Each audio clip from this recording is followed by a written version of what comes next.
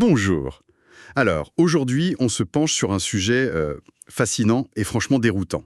La Corée du Nord. Bonjour. On entend souvent cette expression, royaume ermite, un pays comme figé dans le temps. Oui, c'est l'image classique. Pourtant, les documents qu'on a étudiés là, des analyses pointues, des extraits de livres, des décryptages vidéo, ils montrent une image bien plus nuancée. Un acteur qui, il est isolé, mais il est capable d'être incroyablement perturbateur. Surtout dans le cyberespace, c'est assez frappant. C'est exactement ce paradoxe qu'on va essayer de creuser ensemble. Tout à fait. On a vraiment un bon éventail de sources. L'histoire, bien sûr, cette idéologie si particulière, la dynastie Kim, et évidemment, Impossible de passer à côté. non. Mais aussi la vie des gens au quotidien, cette économie un peu parallèle de survie. Et puis, oui, cette fameuse cyberarmée dont on parlait. L'idée, c'est vraiment d'aller au-delà des clichés pour saisir ce qui fait fonctionner ce système unique en son genre. Voilà. Notre objectif, si on veut, c'est de mettre tout ça bout à bout pour essayer de dégager quelques clés. D'où ça vient, comment ça tient et vers où ça va. Bon, vaste programme. C'est le moins qu'on puisse dire. Par où on commence pour démêler tout ça? Les racines historiques, peut-être? On lit souvent cette métaphore, la Corée comme une crevette entre les baleines. Ah oui, ce proverbe coréen.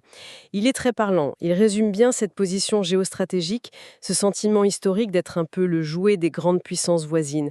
Chine, Japon, Russie, États-Unis. Et cette idée de royaume ermite, c'est pas juste récent alors. Celui qui est vraiment au cœur de tout, c'est la colonisation japonaise. 1910-1945.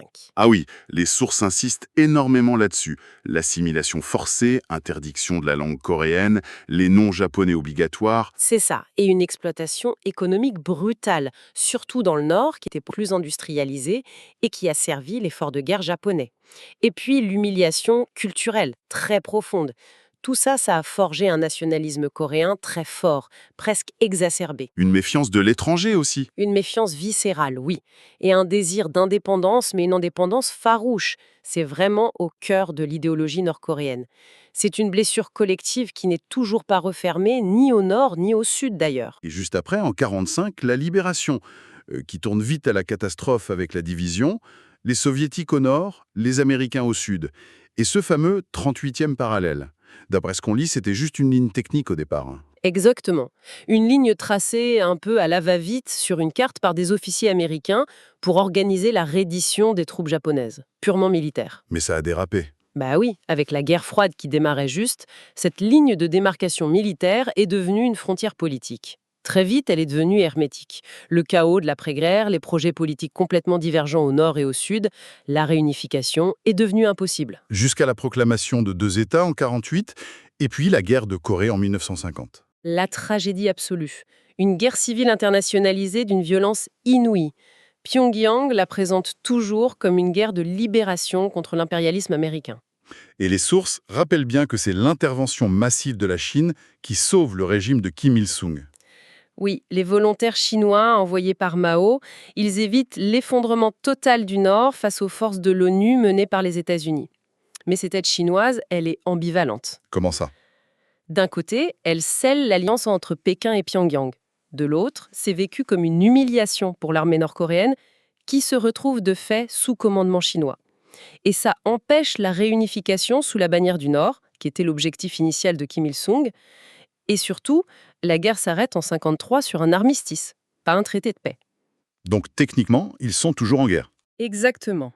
Et cette situation de conflit gelé, cette menace permanente, ça justifie, aux yeux du régime, cet état de siège constant, cette militarisation de la société.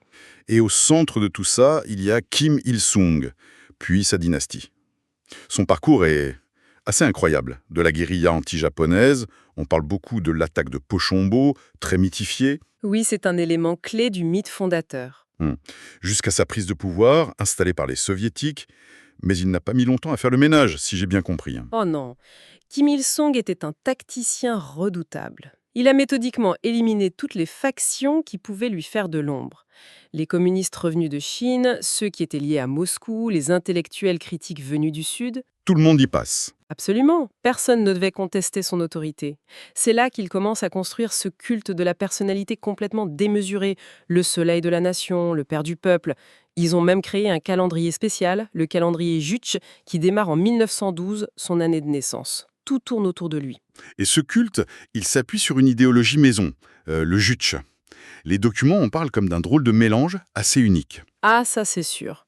Le Juche, officiellement, c'est l'idée d'autosuffisance, indépendance politique, j'ajoute, économique jarip et militaire. C'est présenté comme le rejet du Sadaijui. C'est-à-dire, Cette tendance historique, perçue en Corée, a toujours sa lignée sur les grandes puissances, une sorte de suivisme. Le Juche, c'est le contraire. La Corée d'abord, par elle-même. Mais en pratique, c'est une synthèse idéologique fascinante. qu'est-ce qu'il y a dedans alors? Il y a des éléments du marxisme-léninisme, bien sûr, le parti unique, l'économie planifiée, mais Kim Il-sung y a injecté une dose massive de nationalisme coréen. Un nationalisme très fort, presque ethnique. Il réactive des mythes fondateurs anciens, comme Dangun.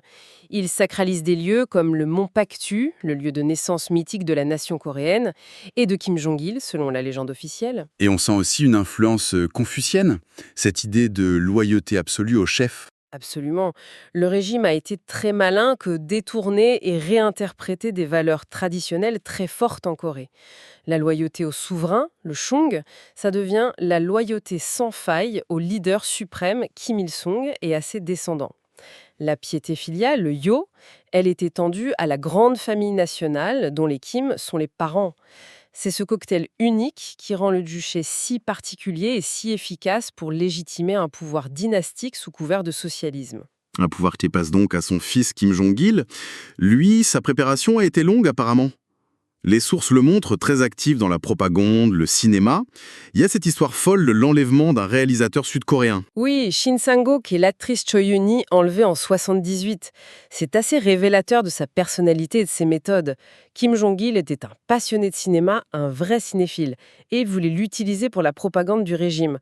Il a géré la culture, mais aussi la sécurité, les opérations spéciales. C'est lui aussi qui lance la politique du Songun dans les années 90. L'armée d'abord. Exactement. C'était une réponse à la crise terrible de l'époque. La famine, la chute de l'URSS qui les a laissés complètement isolés.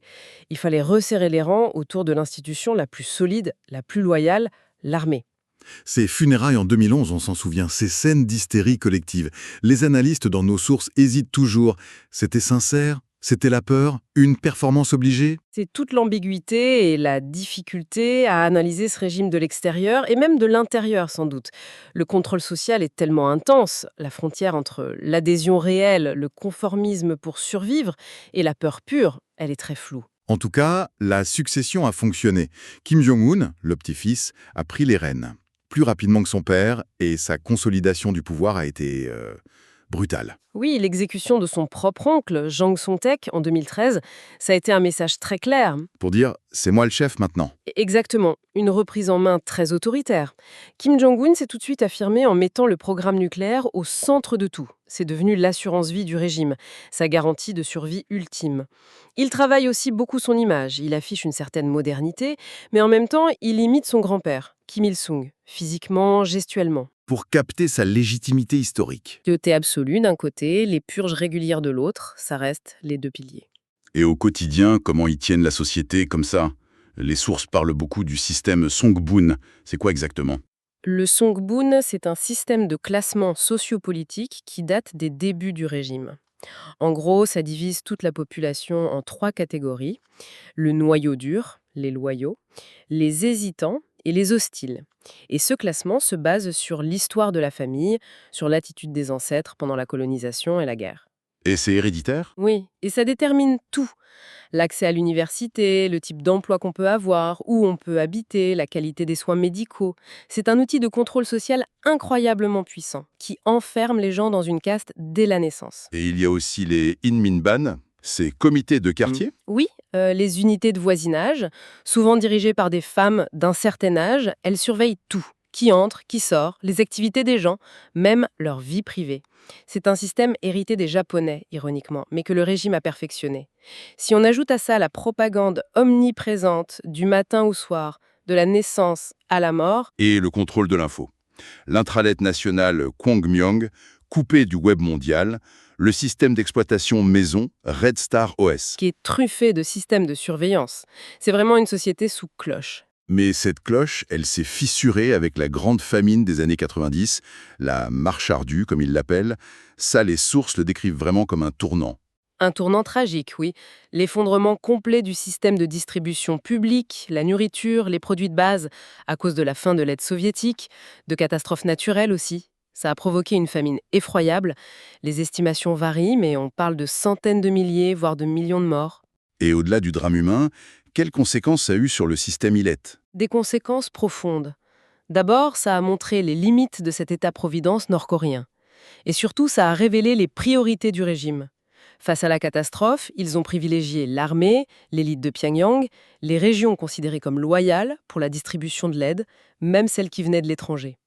Et puis surtout, ça a forcé les gens ordinaires à se débrouiller par eux-mêmes pour survivre. C'est là que les marchés informels, les jangmadang, apparaissent. Exactement. Ils sont nés de la pure nécessité pendant la famine.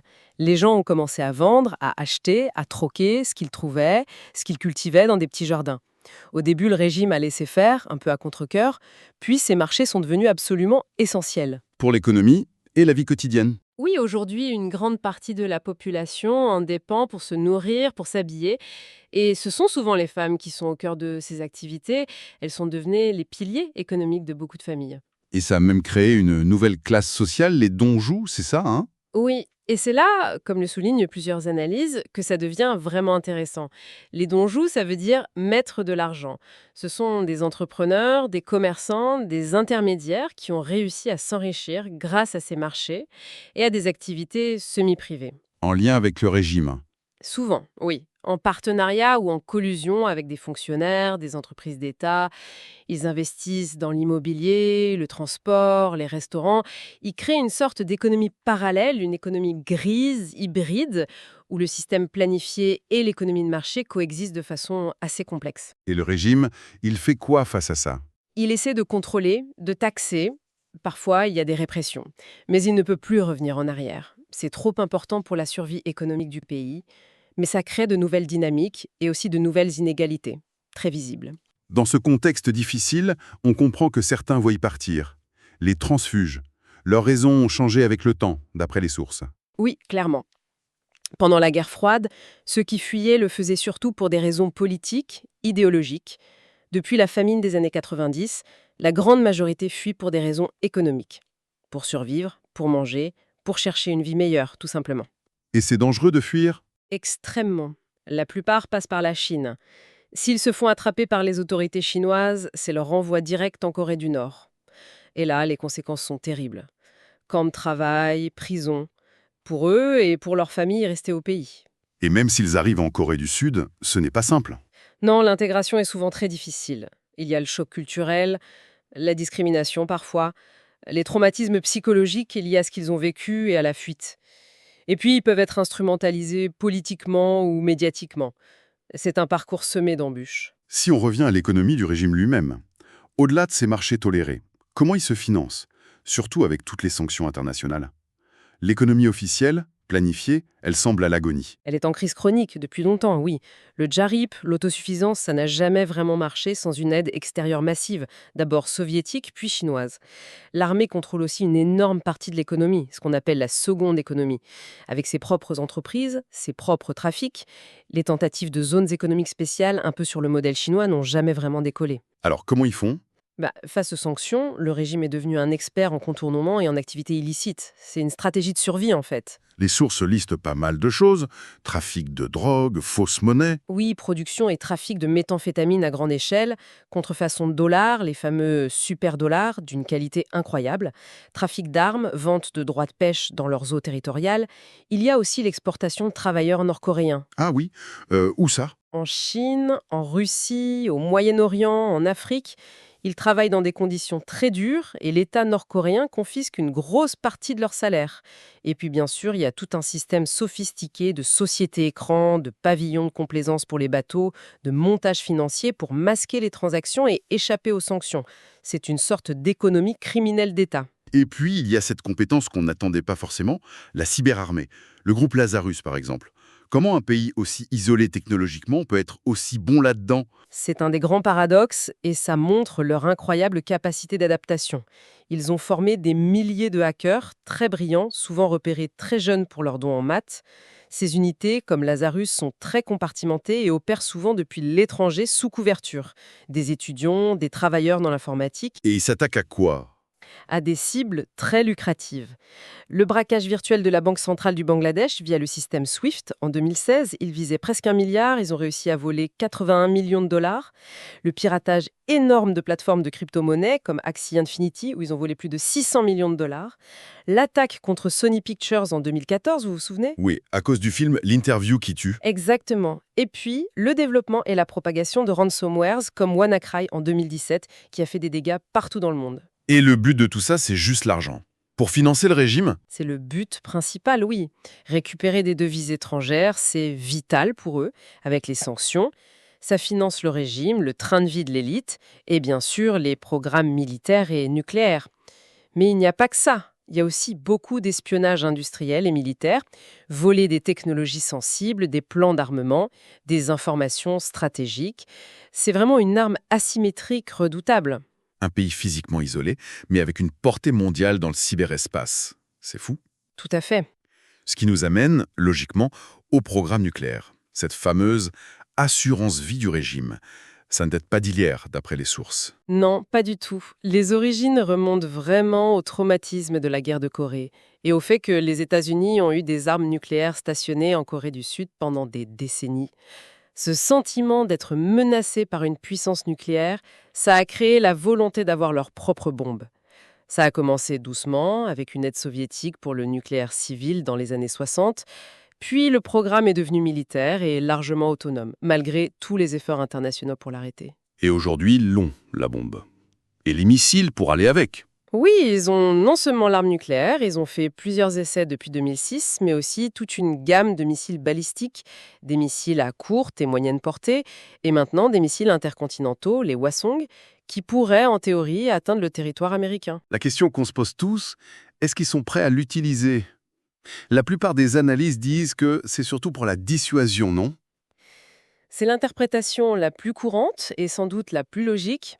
L'arme nucléaire, c'est la garantie ultime contre une attaque américaine qui viserait à renverser le régime. C'est ça, l'assurance vie. Donc, c'est d'abord un outil de dissuasion. Mais c'est aussi un levier diplomatique très puissant. Pour sorcer la négociation. Exactement. Pour forcer le respect, pour obtenir des négociations d'égal à l'égal, surtout avec les États-Unis. Et c'est aussi un symbole de prestige national énorme pour le régime et pour une partie de la population. Ce qui revient toujours dans leurs demandes lors des phases de négociation, c'est ça, une reconnaissance en tant que puissance nucléaire de fait, un dialogue direct avec Washington et des garanties de sécurité en échange, peut-être d'un gel ou d'un démantèlement partiel, mais surtout la fin des sanctions, Et ça conditionne toutes leurs relations internationales. qui sont un vrai casse-tête, on dirait. La Chine, par exemple, l'allié historique, mais une alliée très compliquée. Pékin est le principal soutien économique et diplomatique de Pyongyang. C'est vital pour eux. Mais la relation est pleine de méfiance. La Chine, ce qu'elle veut avant tout, c'est la stabilité à sa frontière. Elle a une peur bleue d'un effondrement du régime nord-coréen. Ça voudrait dire potentiellement des millions de réfugiés et peut-être des troupes américaines juste à sa porte si la Corée était réunie sous l'égide du Sud. Donc ils soutiennent, mais sans enthousiasme. C'est un peu ça. Et Pékin est souvent très agacé par les provocations nucléaires et balistiques de Pyongyang, qui compliquent sa propre diplomatie régionale et internationale. De son côté, Pyongyang dépend énormément de la Chine, mais en même temps se méfie de ce grand voisin et cherche toujours à garder une marge de manœuvre, à ne pas être complètement sous sa coupe. Et on voit un rapprochement assez net avec la Russie ces derniers temps. Oui, très clair, surtout depuis le début de la guerre en Ukraine. C'est un peu un mariage de convenance entre deux États mis au banc par l'Occident. Moscou cherche des partenaires et surtout des munitions pour sa guerre.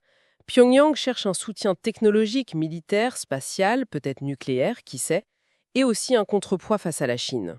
Et avec le Japon et la Corée du Sud.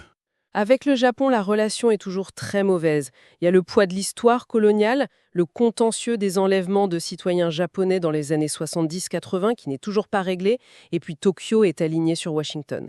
Avec la Corée du Sud, c'est le grand écart permanent. Des moments de tension extrême, des provocations militaires. Et puis des périodes de dialogue, de rapprochement spectaculaires, mais qui ne durent jamais très longtemps. On a vu ça avec la politique du rayon de soleil au début des années 2000, ou plus récemment avec les sommets intercoréens en 2018.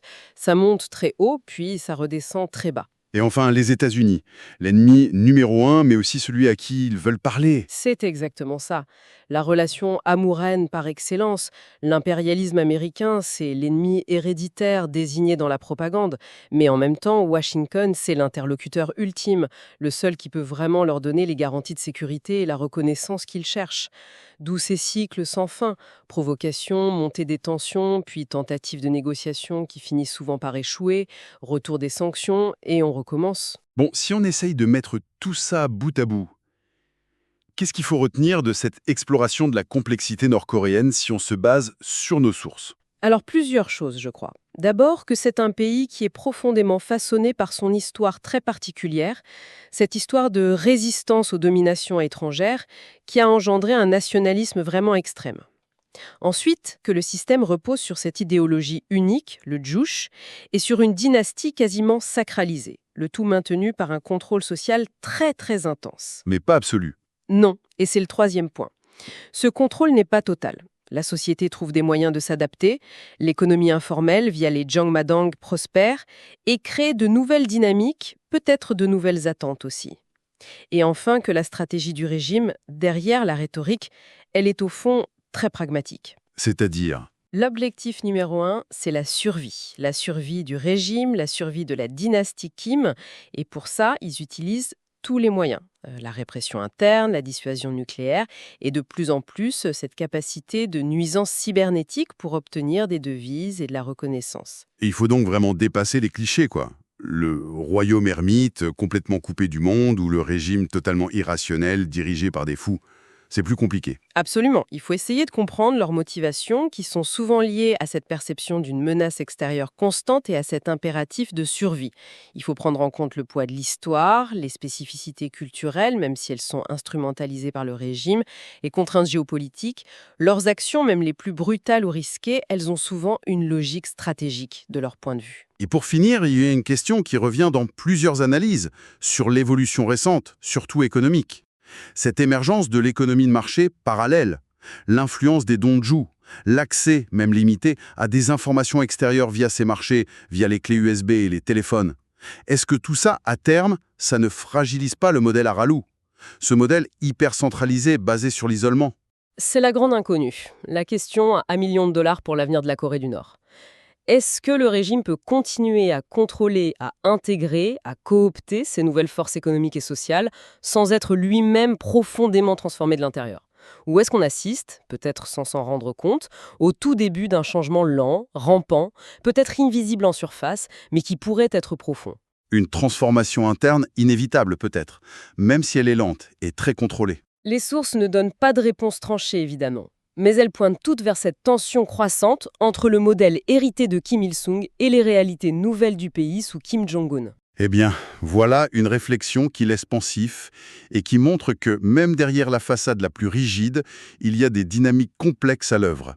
Raison de plus pour continuer à suivre ce sujet d'extrêmement près. Merci beaucoup pour cet éclairage très riche. Merci à vous, c'était passionnant de replonger dans tout ça.